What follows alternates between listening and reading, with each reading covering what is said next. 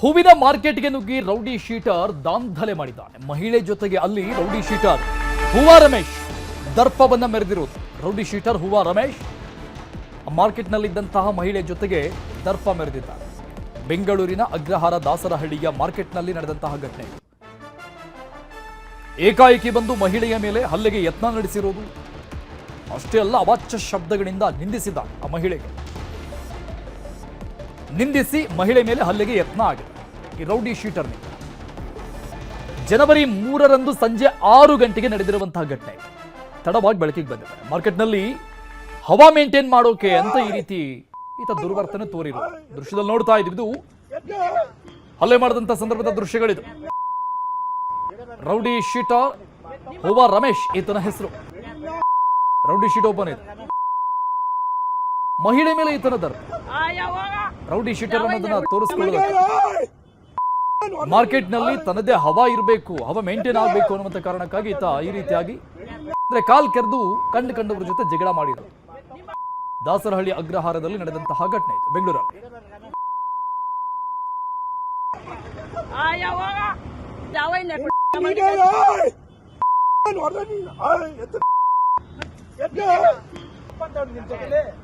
Details ಕೊಡ್ತಾರೆ ನಮ್ಮ ಪ್ರತಿನಿಧಿ ಮಾದೇಶ್ ಸಂಪರ್ಕದಲ್ಲಿದ್ದಾರೆ. ಮಾದೇಶ, ಯಾರಿ ಹೂವಾ ರಮೇಶ್? ದಿನನಿತ್ಯದ ಕಿರುಕುಳ ಅಂತ ಯಾಕೆ ಈತನ ಬಗ್ಗೆ ಅಧಿಕಾರಿಗಳು, ಅಲ್ಲಿ ಸ್ಥಳೀಯ ಅಧಿಕಾರಿಗಳು ಕ್ರಮ ತೆಗೆದುಕೊಂಡಿಲ್ಲ ಇಲ್ಲಿವರೆಗೂ? ಅರುಣ್, ಇತ್ತೀಚೆಗೆ ಕಳೆದ 3ನೇ ತಾರೀಕು ಮಾಗಡಿ ರಸ್ತೆ ಪೊಲೀಸ್ ಠಾಣಾ ವ್ಯಾಪ್ತಿಯಲ್ಲಿ ಬರುವಂತಹ ಹೂವಿನ ಮಾರ್ಕೆಟ್ ನಲ್ಲಿ ಈ ಒಂದು ಘಟನೆ ನಡೆದಿದೆ. ಹೂವಾ ರಮೇಶ್ ಏನಿದ್ದಾನೆ ಈತ ಆ ಒಂದು ಹೂವಿನ ಮಾರ್ಕೆಟ್ ನಲ್ಲಿ ಒಂದು ಅಂಗಡಿಯನ್ನ ಇಟ್ಟಿದ್ದಾನೆ. ಜೊತೆಗೆ ಅಲ್ಲಿರುವಂತಹ ಏರಿಯಾದಲ್ಲಿ ಕಂಪ್ಲೀಟ್ ಆಗಿ ಆ ಒಂದು ಮಾರ್ಕೆಟ್ ನಲ್ಲಿ ತನ್ನದೇ ಒಂದು ಹವಾ ಇರಬೇಕು ಅಂತ ಹೇಳಿ ಅಲ್ಲಿರುವಂತವ್ರಿಗೆ ಈ ರೀತಿಯಾಗಿ ಬೆದರಿಕೆ ಹಾಕುವಂತದ್ದಾಗಿರ್ಬೋದು, ನಾನು ಹೇಳಿದಂತೆ ಕೇಳಬೇಕು ಅನ್ನೋಂಥ ರೀತಿಯಲ್ಲಿ ವರ್ತನೆ ಮಾಡುವಂತ ಕೆಲಸನ ಮಾಡ್ತಿದ್ದಾನೆ ಅಂತ ಹೇಳಿ ಒಂದಷ್ಟು ಆರೋಪಗಳು ಕೇಳಿ ಬಂದಿದೆ. ಜೊತೆಗೆ ಆತ ಯಾರು ನನ್ನ ಮಾತು ಕೇಳಲ್ಲ ಅವರಿಗೆ ನನ್ನ ಮಾತು ಕೇಳಬೇಕು ಅಂತ ಹೇಳಿ ಬೆದರಿಕೆ, ಜೊತೆಗೆ ಅಲ್ಲಿರೋರ ಮೇಲೆ ಹಲ್ಲೆಯನ್ನು ಕೂಡ ಮಾಡಿದ್ದಾನೆ ಅಂತ ಹೇಳಿ ಒಂದು ದೂರು ಬಂದಿದೆ. ಆ ಒಂದು ವಿಡಿಯೋವನ್ನು ಕೂಡ ನೀವು ನೋಡ್ಬೋದು. ಅದರಲ್ಲಿ ಒಂದು ಮಹಿಳೆಗೆ ಆತ ಬೆದರಿಕೆ ಹಾಕುವಂಥದ್ದು, ಆಕೆ ಮೇಲೆ ಹಲ್ಲೆ ಮಾಡುವಂತ ಕೆಲಸವನ್ನು ಮಾಡಿದ್ದಾನೆ. ಜೊತೆಗೆ ಅಲ್ಲಿರುವಂತ ಬೇರೆ ಬೇರೆ ಗ್ರಂಥಿ ಅಂಗಡಿ ಆಗಿರ್ಬೋದು, ಬೇರೆ ಬೇರೆ ಹೂವಿನ ಅಂಗಡಿಯವರ ಮೇಲೂ ಕೂಡ ಹಲ್ಲೆ ಮಾಡುವಂತ ಕೆಲಸವನ್ನು ಮಾಡಿದ್ದಾನೆ ಅಂತ ಹೇಳಿ ಗೊತ್ತಾಗಿದೆ. ಈತನ ಹಿನ್ನೆಲೆಯನ್ನ ನೋಡಿದಂತ ಸಂದರ್ಭದಲ್ಲಿ ಈತನ ಮೇಲೆ ಒಂದು ಕೊಲೆ ಕೇಸ್ ಕೂಡ ಇದೆ ಅಂತೇಳಿ ಗೊತ್ತಾಗಿದೆ. ಮಾದನಾಯಕನಹಳ್ಳಿ ಪೊಲೀಸ್ ಠಾಣೆಯಲ್ಲಿ ಈತನ ವಿರುದ್ಧ ಒಂದು ಕೊಲೆ ಕೇಸ್ ಕೂಡ ಇದೆ. ಈತ ಒಂದಷ್ಟು ರೌಡಿ ಆಕ್ಟಿವಿಟೀಸ್ ಗಳಲ್ಲೂ ಕೂಡ ಭಾಗಿಯಾಗಿದ್ದಾನೆ ಅನ್ನುವಂತ ಆರೋಪಗಳು ಕೇಳಿ ಬಂದಿದೆ. ಸದ್ಯಕ್ಕೆ ಪ್ರಕರಣವನ್ನ ದಾಖಲಿಸಿಕೊಂಡು ಪೊಲೀಸರು ಆರೋಪಿಯನ್ನ ಸದ್ಯ ಅರೆಸ್ಟ್ ಮಾಡಿದ್ದಾರೆ. ಅರೆಸ್ಟ್ ಮಾಡಿ ಹೆಚ್ಚಿನ ತನಿಖೆಯನ್ನ ನಡೆಸುವಂತ ಕೆಲಸವನ್ನ ಮಾಡ್ತಿದ್ದಾರೆ. ಅರುಣ್, ಥ್ಯಾಂಕ್ ಯು ಮಾದೇಶ್ ಡೀಟೇಲ್ಸ್ಗೆ. ನೀನೇ ಚಿನ್ನ ನೀನೇ ನನ್ನ ರನ್ನ ಅಂತಿದ್ದ, ಬೇರೆ ಹುಡುಗಿನ ಕಣ್ಣೆತ್ತೂ ನೋಡಿಲ್ಲ ಅಂತ ಹೇಳ್ತಾ ಇದ್ದ. ಈ ಮಾತನ್ನ ನಂಬಿ ಮದುವೆ ಆದವಳಿಗೆ ಕೇವಲ 24 ಗಂಟೆಯಲ್ಲೇ ಆತನೇ ಶಾಕ್ ಕೊಟ್ಟಿದ್ದಾನೆ. ಮದುವೆಯಾಗಿ 1 ದಿನದಲ್ಲೇ ಹುಡುಗಿಗೆ ಶಾಕ್. ಚಿನ್ನ ರನ್ನ ಅಂತ ನಂಬಿಸಿ ಮಾತು ಕೊಟ್ಟಿದ್ದಂತಹ ವ್ಯಕ್ತಿ 24 ಗಂಟೆಯಲ್ಲೇ ಮದುವೆಯಾದಂಥ ಹುಡುಗಿಗೆ ಶಾಕ್ ಕೊಟ್ಟಿರೋದು. ಒಬ್ಬಳಲ್ಲ, ಇಬ್ಬರಲ್ಲ, 5-6 ಹುಡುಗಿರ ಬಾಳಲ್ಲಿ ಈತ ಚೆಲ್ಲಾಟ ಆಡಿದ್ದಾನೆ.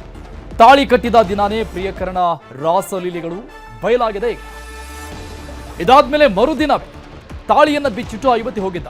ಈತನ ವಿಚಾರಗಳೆಲ್ಲ ಗೊತ್ತಾದ ನಂತರದಲ್ಲಿ ತಾಳಿಯನ್ನ ಕಿತ್ತೆಸೆದು ಹೋಗಿದ್ದಾಳೆ ಯುವತಿ. ಚಿಕ್ಕಬಳ್ಳಾಪುರ ಮೂಲದ ಸಂದೀಪ್ ಮತ್ತು ಕೀರ್ತನ ಇಬ್ಬರು ಮದುವೆ ಆಗಿದೆ. 3 ತಿಂಗಳಿಗೊಮ್ಮೆ ಯುವತಿಯರನ್ನ ಈತ ಬದಲಾವಣೆ ಮಾಡ್ತಾ ಇದ್ದಂತೆ, ಬದಲಿಸ್ತಾ ಇದ್ದ. 4-5 ಯುವತಿಯರನ್ನು ಕೂಡ ಮದುವೆ ಮಾಡಿಕೊಂಡಿದ್ದ ಆಸಾಮಿ ಈತ. 4-5 ಮದುವೆ ಆಗಿದೆ, ಒಂದಲ್ಲ ಎರಡಲ್ಲ. ಅಪ್ರಾಪ್ತ ಬಾಲಕಿ ಮೇಲೆ ಲೈಂಗಿಕ ದೌರ್ಜನ್ಯ ಎಸಗಿದಂಥ ಆರೋಪ ಕೂಡ ಈತನ ಮೇಲಿದೆ. ಆರೋಪಿ ಈತ. ಮಹಿಳಾ ಠಾಣೆಯಲ್ಲಿ ಸಂದೀಪ್ ಮೇಲೆ ಫೋಕ್ಸೋ ಕೇಸ್ ಕೂಡ ದಾಖಲಾಗಿದೆ. ಈ ಬಗ್ಗೆ ಡೀಟೇಲ್ಸ್ ಕೊಡ್ತಾರೆ ನಮ್ಮ ಪ್ರತಿನಿಧಿ ದತ್ತಾತ್ರೇಯ ಸಂಪರ್ಕದಲ್ಲಿದ್ದಾರೆ. ದತ್ತಾತ್ರೇಯ, ನಿನ್ನೆ ರಾತ್ರಿ ಸಂಬಂಧಪಟ್ಟಂಗೆ ಇದೇ ಒಂದು ಸುದ್ದಿಯನ್ನು ನಾವು ಹೇಳ್ತಾ ಇದ್ವಿ, ವರದಿ ಮಾಡ್ತಾ ಇದ್ವಿ. ಅಂದ್ರೆ ಅನ್ಯ ಜಾತಿಯ ಮದುವೆ ಆಗಿದ್ದಕ್ಕೆ ಇವರ ಮೇಲೆ ಹಲ್ಲೆ ಆಗಿದೆ, ಆ ರೀತಿಯಾದಂಥ ಒಂದಿಷ್ಟು ವರದಿಗಳು ಬಂದಿತ್ತು, ಮಾಹಿತಿಗಳು ಬಂದಿತ್ತು. ಬಟ್ ಈಗ ಟೋಟಲಿ ಚೇಂಜ್ ಅನ್ನುವಂಥ ರೀತಿಯಲ್ಲಿ ಕಾಣಿಸ್ತಾ ಇದೆ.